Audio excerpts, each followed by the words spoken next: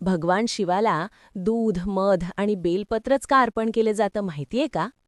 ज्योतिषशास्त्रानुसार यामागे आहे एक शक्तिशाली ग्रहसंयोग. दूध जोडलेला आहे चंद्राशी, जो मन, भावना आणि शांततेचा कारक आहे. शिवलिंगावर दूध अर्पण केल्याने मन शांत आणि स्थिर होतं असं मानलं जातं. मधाचा संबंध आहे शुक्राशी, प्रेम, आकर्षण आणि वैवाहिक सुखाचा ग्रह. मध अर्पण करणं म्हणजे नात्यांमध्ये गोडवा वाढवण्याचं प्रतीक मानलं जातं. आणि बेलपत्र जोडलेला आहे गुरुग्रहाशी, ज्ञान, अध्यात्म आणि दैवी कृपेचा कारक. बेलपत्राची 3 पानं जीवनातील संतुलन दर्शवतात.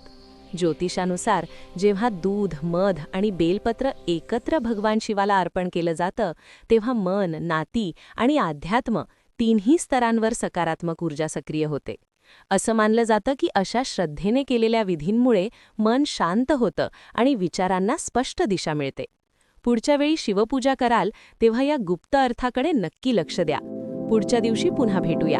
अमोघ चॅनलवर सकाळी 6 वाजता.